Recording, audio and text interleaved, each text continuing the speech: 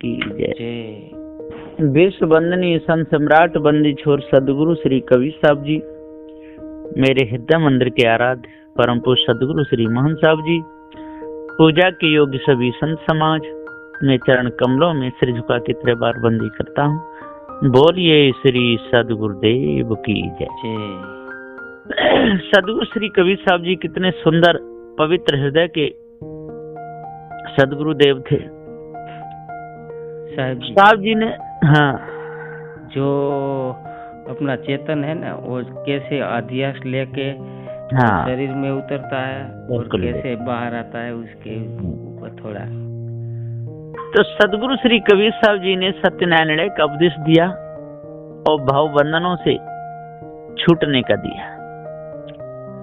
बहुत सुंदर अच्छे पवित्र हृदय के संत थे। उन्होंने जड़ और चेतन का भेद बताया। ये अविनाशी चेतन जी जब जब मनुष्य जन्म में आता है तब तब अपने स्वरूप को भूल जाता है, और जब स्वरूप को भूलता है तो कर्म करता है। कर्म करते समय उसे यही पता नहीं रहता कि इन कर्मों से मेरा अध्यास कैसा बनेगा। केवल कर्म करता है और कर्म करते करते करते करते करते करते करते करते इतना अंधा हो जाता है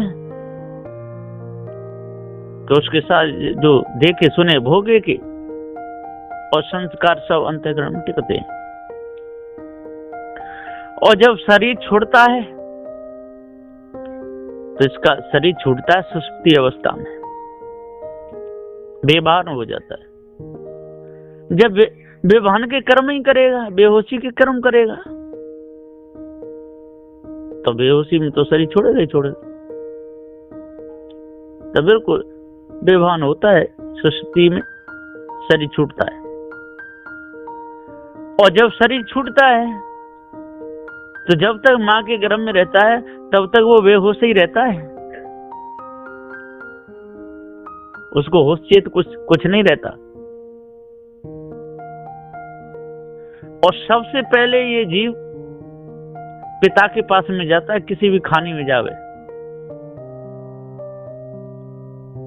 अब यहाँ शंका होती है कि उसमें खानी में जाता है, तो जो उसमें खानी तो जो चारों जो खानी आए, मनुष्य पशु पक्षी उसमें, तो जो 3 खानी आए इसमें, मनुष्य पशु और पक्षी, इनकी गंदगी में पैदा होता है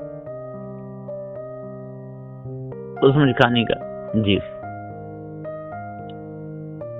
तो ये फल हैं, फूल हैं, ये सब गंदगी लेके जाता है। मनुष्य खाने से ही ये संस्कार लेके जाता है, सूक्ष्म शरीर को लेकर के जाता है और गंदे कर्म करता रहता है, इसलिए गंदगी में वो पैदा हो जाता है।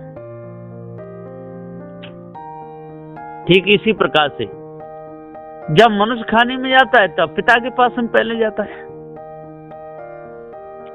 और पिता की सुषुम्ना नाड़ी के द्वारा, और तब मां के गर्भ में जाता है, वहां पर अपने शरीर को बनाता है। कोई 7 महीना में पैदा होता है, 7 महीना का बच्चा जी जाता है, 8 महीना का नहीं जीता, ऐसा लोग बताते हैं। और 9 महीना का तो होता ही है, 9-10 महीना का क्या पता है।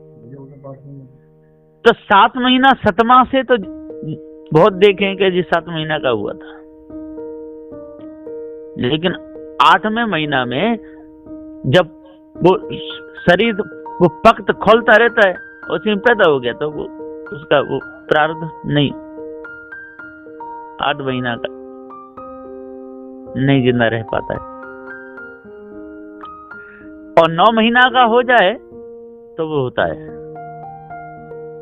ऐसी कई जगह ऐसा हुआ है, 7-7 महीना के बच्चे जिंदा, 6 महीना का नहीं। तो सदगुरुदेव जी पुकार के समझाते हुए कहते हैं कि जब 9 महीना जब होते हैं, या बच्चा बाहर आता है, और जैसे उसके कर्म संस्कार पूर्व के जैसे कर्म होते हैं, उनके अनुसार ही वो शरीर बना है उसका, उसको सुख दुख भोगता रहता है। तो पूरा जीवन उसने बेहोशी के कर्म करता है और बेहोशी में शरीर छोड़ देता है, बेहोशी माँ के गर्भ में पड़ा रहता है, उसी के अनुसार उसका जन्म होता है। तो जिस खाने के जैसे कर्म बनाएगा वैसे ही कर्म करेगा। यदि मनुष्य जन्म में बिल्ली जैसे कर्म करे होंगे तो बिल्ली जैसी आदत रहेगी उसकी, पूरा जीवन वही कर्म करेगा। या चूहे जैसे कर्म करे होंगे तो पूरा जीवन वही आदत रहेगी, बिल्ली खोदता रहेगा। यदि शेर जैसे कर्म करेगा तो वैसी आदत, और शेर खाने में जाएगा, पूरा जीवन ही वही मारता काटता वही रहेगा। बाज जैसे कर्म करेगा तो बाज बनेगा।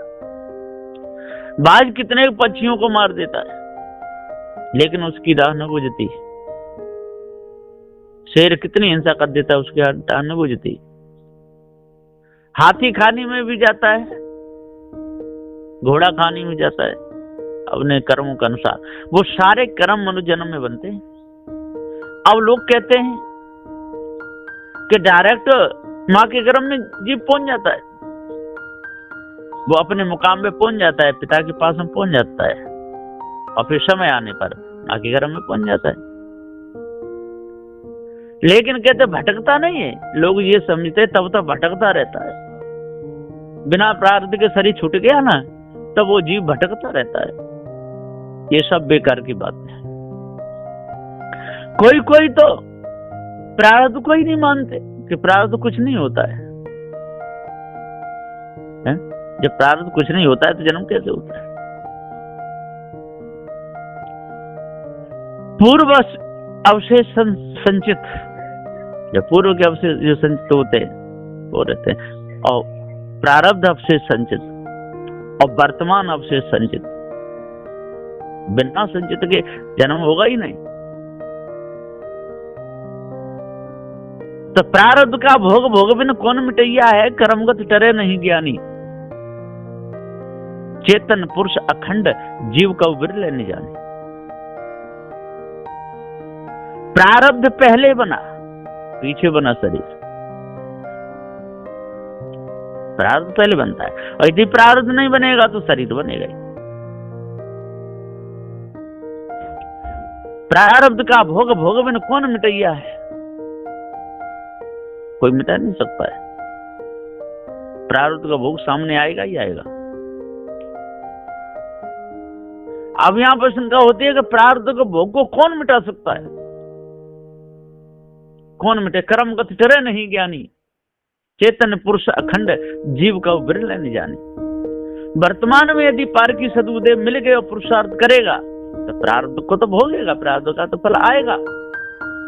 लेकिन वो समझ जाएगा कि जी प्रारब्ध का भोग आ रहा है, उसमें विचलित नहीं होगा। वो समझ जाएगा, वो पुरुषार्थ करेगा। पुरुषार्थ करके यहां पर तीनों कर्मों को वो मिटा देगा। पुरुषार्थ में वो बल है। चोरी नहीं करेगा, चोरी की तरफ उसका लक्ष्य जाएगा, उसे पता भी चल जाएगा कहां जा रहा है, सारा प्रारब्ध से आ रहा है, बेग आ रहा है, उस बेग को हटा देगा पुरुषार्थ करके चोरी करने का। हिंसा करने का भी बेग को मिटा देगा। वो हिंसा का आएगा, उसके मन में उत्तेजना आएगी और करेगा कि हाँ उसका सिर काट दूं, ऐसा क्रोध भी भयभक के आएगा। फिर ठंडा होकर वो सोच लेगा कि ये सब पूरे जन्म से हो रहा है, तो नहीं करेगा। चोरी, हिंसा, व्यभिचार ये सारे आते रहेंगे, लेकिन वो पुरुषार्थ करके उन पर विजय प्राप्त कर लेगा। जैसे एक राजा दूसरे गढ़ पर विजय प्राप्त कर लेता है, इसी प्रकार से ये चेतन जीव इस सर्व रूपी गढ़ पर और विजय प्राप्त कर लेगा। चोरी, हिंसा, व्यभिचार, ईर्षा भी आएगी। वो समझ लेगा कि मुझे ईर्षा इससे क्यों हो रही है, और इसे ईर्षा क्यों हो रही है, मैंने इसका कुछ नहीं बिगाड़ा और मेरे से ईर्षा करता है? और इसका भी मैंने कुछ नहीं, और मेरा भी इसने कुछ नहीं बिगाड़ा, मुझे इसके प्रति ईर्षा हो रही है। ये पूर्व जन्म का है। वो पुरुषार्थ करके हटा दे ईर्षा, क्रोध भी आ जाएगा। ज्ञानी उसको हटा देगा ईर्षा को। मान भी दूसरे का करेगा, वो समझ लेगा ये पूर्व जन्म का है, मेरा हो रहा है, जो पूर्व जन्म से हो रहा है। कहीं अपमान हो गया तो वो भी समझ लेगा, उस समय बुरा तो लगेगा, बहुत बुरा लगेगा। ऐसा सोच लेगा कि इसके कभी मुंह ही नहीं देखना चाहिए, इसके पास नहीं जाना चाहिए। फिर उसे पता चल जाएगा ये तो सब प्रारब्ध से हो रहा है, तो उसे पारक ज्ञान है। और छल करने का भी विचार आएगा, ये कपट, ये ठीक नहीं है, इसके साथ में भी छल करना चाहिए, लेकिन वो करेगा नहीं, क्योंकि उसे पता है, पता चल जाएगा, वो अपने आप को रोक लेगा। और गाली, निंदा, झूठ, गाली देने का भी विचार आ जाएगा, लेकिन फिर वो सोच लेगा, समझ लेगा। हाँ, देने तक की गाली तो दे ही देगा, क्योंकि साधु श्री कबीर साहब भी कसर नहीं छोड़े। ये गाली से कोई कमी नहीं है कि मरे को ब्रह्मा काशी को वासी, शिव से तुम हुए विनाशी, मथुरा को मरे को कृष्ण द्वारा, मरे मर गए तो सब अवतारा, मर मर गए भक्ति जिन ठानी, सर्वण मां निर्गुण जिनानी, नाथ मच्छंद्र बांचे नहीं गोरख दत्तो व्यास, कहीं कबीर पुकार गए ईसा परे काल की फांस। ये सब, ये 54 नंबर की रमेनी है। सदुदेव ने कोई कसर नहीं छोड़ी। ऐसी छोटी मोटी गाली ये तो देनी पड़ती समझ आने की। कोई के गाली न दे, ये गाली है, कम नहीं है, गाली देनी ही पड़ती है। संस्कार टिके ऐसी नहीं, समझाना पड़ता है। कहते ये धूर्त है, ये गमार, ये ठीक आदमी नहीं है, ये गाली नहीं है क्या? लेकिन उनके कर्मों के अनुसार ये सब बताया जाता है। तो ईर्षा भी आती है, पर ज्ञानी उसको हटा देता है।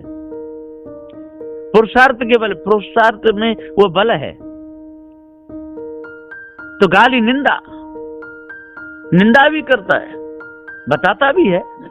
एक तो निंदा होती है उसने जैसा कर्म नहीं किया और वैसा उसका बताना, ये निंदा है, उसके संस्कार टिके। और यदि उसने किया है वैसा बताएगा, निंदा तो है पर वो सही बात है। बिना उस निंदा के किए दूसरे का भला नहीं हो सकता, दूसरा बच नहीं सकता, इसलिए बताना ही पड़ेगा कि इसका साथ नहीं करना। और वो जबर पड़ता है, यदि वैसा है वो कुछ नहीं बिगाड़ पाए तो उसके सामने भी कहा जाता है कि तू ठीक नहीं है, और दूसरे के कहा जाता है इसका साथ नहीं करना आपसे। तो यदि जबर पड़ता है, यदि कुछ हानि कर सकता है तो अलग से कहा जाता है अपने साथियों से, जिनके प्रति, जिनका हित चाहते हैं, उनसे कहा जाता है कि ऐसों का साथ नहीं करना, ऐसे के पास नहीं बैठना, ये ठीक आदमी नहीं है, तेरे को भी बदनाम कर देगा। ये तो बदनाम है ही, है ना? इसको लोग निंदा समझ लेते, वो निंदा नहीं। जैसे को तैसी कहे वो तो निंदा ना है। चाहे मैदान में खुल के कहे और चाहे एकांत में अपने हितैषियों से कहे, वो निंदा नहीं है। निंदा और झूठ, जो लोग झूठ बोलते हैं, इस ब्रह्म परमात्मा है ही नहीं, झूठ बोल रहे हैं। पत्थर की मूर्ति में प्राण पड़ ही नहीं सकते, वो कहते पड़ जाते हैं। भूत चुड़ैल कोई होते नहीं, लोग कहते हैं कि है। ये सब झूठ है, झूठ नहीं बोलना चाहिए। और ये कहते हैं कि ये मेरा है, अरे मेरा किसी का है ही नहीं, ये सारा झूठ है। मकान मेरा, दुकान मेरे, भाई मेरा, बंधु मेरा, ये कोई अपना है नहीं। जिसका समय हो जाएगा, जिसकी यात्रा पूरी हो जाएगी, उसी समय वो रेलगाड़ी से उतर जाएगा। ऐसी रेलगाड़ी रूपी ये शरीर है, जब समय पूरा हो जाएगा वो जीव वहां से उतर जाएगा, चला जाएगा। इसलिए सदगुरुदेव जी हम पुकार के समझाते हुए कहते हैं कि प्रारब्ध का भोग भोगना पड़ता है, बचेगा नहीं। हमने किसी का सिर काटा है तो कटेगा, हमने किसी के साथ बुरा किया है तो हमारे साथ में होगा। एक होता है अकट और एक होता है कट। जैसे हमारे प्रारब्ध में, और लोग कहते हैं नहीं तेरी शादी होगी, विवाह होगा, बच्चे होंगे। अब शरीर मनुष्य जन्म में आएगा, यदि शादी नहीं हो तो बहुत से तो बिहार से खरीद लाते, कहीं से खरीद शादी कर लेते, प्रारब्ध में है। और यदि इसको पारक ज्ञान हो गया तो पुरुषार्थ करके उसको मिटा देगा, नहीं करेगा। और यदि किसी को पारक ज्ञान भी हो जाए ऊपर ऊपर का, तो पार की संत होकर के भी भारत सिद्धांत में आकर के भी, भेष लेकर के भी डूब जाएगा। और विजय प्राप्त करना चाहे तो कर सकता है। ये तो पुरुषार्थ है ना। चोरी को त्यागना पुरुषार्थ है, हिंसा को त्यागना, व्यभिचार को त्यागना, ईर्ष्या क्रोध मान छल को त्यागना, गाली निंदा झूठ को त्यागना, ये सब पुरुषार्थ के ऊपर है। लेकिन प्रारब्ध पूरा होगा, शरीर छूटेगा। जैसे किसी शेर के द्वारा या किसी के द्वारा उस पर हम विजय प्राप्त नहीं कर सकते किसी प्रकार से। कितने भी हम लाठी बल्लम भाले बंदूक कुछ भी, यदि शेर के द्वारा शरीर छूटना है तो छूटना है। अग्नि में जल के छूटना है तो छूटना है, जल में डूब के छूटना है तो छूटना है। वैसी घटना आई जाएगी, वो अकट है, उसको हम पुरुषार्थ से नहीं हटा सकते। यदि कहीं पर जाना है, निमंत्रण है और हमारा विचार नहीं जाने का, और प्रारब्ध तो है, निमंत्रण दिया है, पता भी है, लेकिन उसको हम हटा सकते नहीं, जाएंगे। तो सदगुरुदेव जी कहते हैं कि जो अकट है वो कभी कट नहीं हो सकता, और जो कट है वो अकट नहीं हो सकता। जो आगे से प्राप्त आता है उस पर हम विजय प्राप्त कर सकते हैं, और जो पीछे से आता है उस पर नहीं कर पाएंगे। मानो जन्म में हम आए, हमारे माता पिता हैं, बढ़िया हैं, बड़े सेठ हैं, पैसे की कोई कमी नहीं। अब बचपन से ही विवाह शादी वाले आने लगे, बड़े हुए, संत गुरुजन पारखी मिल गए, ज्ञान हो गया, माता पिता पीछे पड़ रहे हैं विवाह शादी के लिए, बच्चा नहीं करेगा, कैसे भी नहीं कर सकता, क्योंकि वो पुरुषार्थ कर रहा है, और पुरुषार्थ में ढील करेगा तो ही फंस जाएगा, बचेगा नहीं। जैसे गाड़ी रोड पे चलाना, जो पुरुषार्थ है, ठीक चलाएगा, है ना, अपने हद में चलाएगा, 80 में चलाएगा। अब वो कहे नहीं मैं तो 120 में 130 में चलाऊंगा, दौड़ाएगा, है ना, आगे ब्रेकर भी आ सकता है, आगे खड्डा भी आ सकता है, झटाक सीधे गाड़ी गिर जाएगी, कमानी टूट सकती है, गाड़ी पलट सकती है, कुछ भी हो सकता है। और जो पुरुषार्थ कर रहा है, सही हिसाब से चल रहा है, तब भी घटना घटेगी, वो प्रारब्ध की है, वो अकट है। और नशा में चला रहा है, बेहोश में चला रहा है, जबरदस्त कर रहा है, तो वो पुरुषार्थ में ढील कर रहा है, वो सही होश में नहीं चल रहा है, इसलिए टक्कर खा रहा है। तो होश में काम करते हुए बिगड़ जाता है, वो अकट होता है। तो सदगुरुदेव जी पुकार के समझाते हुए कहते हैं कि ये चेतन अविनाशी है, जैसे कर्म करता है तैसे संस्कार टिकते हैं और तैसी खानी में जाता है। सबसे पहले पिता के पास में जाता है, फिर माँ के गर्भ में जाकर के अपना शरीर बनाता है, और जितने दिन की अवधि है उतने दिन तक हर खाने के में और माँ के गर्भ में ये जीव रहता है। और फिर बाहर आकर के और फिर जैसे शरीर में रहता है और फिर तैसे कर्म करता रहता है, उसे पता ही नहीं है। शेर जब दूसरे को मारता है तो उसको ये पता थोड़ी है कि जिसको दर्द हो रहा है क्या हो रहा है, उसके बदन में जब चोट लगेगी तब पता चलता है। वो तो भोजन ले रहा है अपना, बिल्ली चूहा को पकड़ रही है, उसे पता ही नहीं इसको दर्द हो रहा है। उसके बच्चे को कोई पकड़ेगा तो उसको बचाएगी, उसके दांत नहीं गड़ने देगी, और दूसरे को यूं ही खाई जाएगी, क्योंकि वो पशु है, पशु के कर्म नहीं बनते। मनुष्य यदि उसको मार देगा तो कर्म बनेंगे, तो कर्म बनते हैं और बिगाड़ जाते हैं, तो मनुष्य खाने में, और पशु पक्षी उसमें खाने में न कर्म बनते हैं और न वहां बिगाड़े जाते हैं। वहां तो केवल भोग भूमिका है, और भोग पूरा होता है, शरीर छूट जाता है। बाज अनंत पक्षियों को मार दे, उसको पाप नहीं लगेगा। शेर कितने भी जानवरों को, मनुष्य को, किसी को भी मार दे, उसे पाप नहीं लगेगा, क्योंकि वो तो अपने कर्म का फल वहां भोग रहा है, वो भोग भूमिका है। कर्म भूमिका मनुष्य खानी है, मनुष्य खानी दोनों ही है, कर्म भूमिका भी है और भोग भूमिका भी है। यहाँ पर कर्म का फल भोगा भी जाता है और कर्म का फल मिटाया भी जाता है पुरुषार्थ करके। तो सदगुरुदेव जी पुकार के समझाते हुए कहते हैं कि जब तक हम कर्म विधान को अच्छे प्रकार से नहीं समझेंगे, तब तक हम ईश ब्रह्म परमात्मा देवी देवता भूत चुड़ैल इनमें भटकेंगे। वो समझते हैं इनके प्रताप से हमारा जन्म होता है, देवी की दया से हमारा बच्चा हो गया, फलाने देवी की कृपा से बेटी हो गई, ये लोग ऐसा समझते हैं। हम नदियों की पूजा करते हैं इसलिए जो हमको पानी देती है, ऐसा उनका भ्रम है।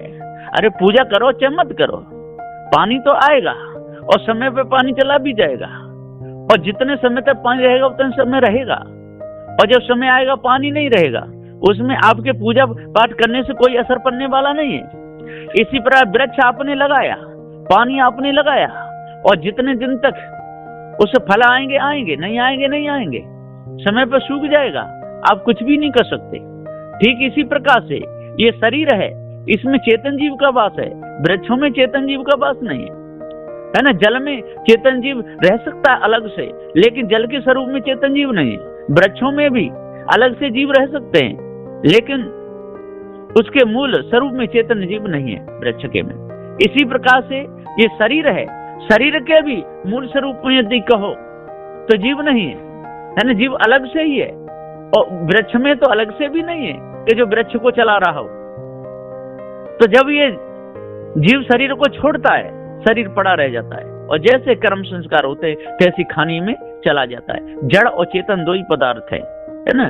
तो सबसे पहले माँ के पास में ये जीव जाता है, और वहां से वो पिता के पास में ये जीव जाता है, और पिता के पास से मैटरी लेकर फिर माँ के गर्भ में जाता है, और वहां पर जितनी अवधि होती है उतने दिन तक रहता है, और फिर जन्म लेकर के फिर बाहर आता है, और जैसी खानी के में आता है उस खानी के अनुसार ये कर्म करता रहता है, और शरीर छूटता रहता है, फिर धारण करता रहता है। यदि आज पारक ज्ञान इसको हो जाए और मनुष्य जन्म में आके पुरुषार्थ कर ले, चोरी हिंसा विचार से बचे, ईसा क्रोधमान छल से बचे, गाली निंदा झूठ से बचे, ऐसे कर्म होने न दे कि जिनके द्वारा संस्कार टिके और फिर हमको माँ के कर्म में जाना पड़े, तो ये जीव मुक्त हो जाएगा। और इसके लिए ईश ब्रह्म परमात्मा देवी देवता की कोई जरूरत नहीं है ना। और भी जो जितने भी कहते हैं कि हमारे बल से जी रहा है, कि हमारे बच्चे हमारे बल पे पल रहे हैं, कि पड़ोसी हमारे बल पे हैं, हम पैसे वाले इनको खाने को देते हैं इसलिए इनका जीवन चल रहा है, हम नहीं देंगे तो नहीं चलेगा, ये सब बेकार की बातें। सब अपने अपने प्रारब्ध का खाते हैं, प्रारब्ध का भोग भोग बिन पुण्य मिटैया है, और कर्म टरे नहीं ज्ञानी, और चेतन पुरुष अखंड जीव का उग्र लेने जानी। बोलिए श्री सद्गुरुदेव की जय।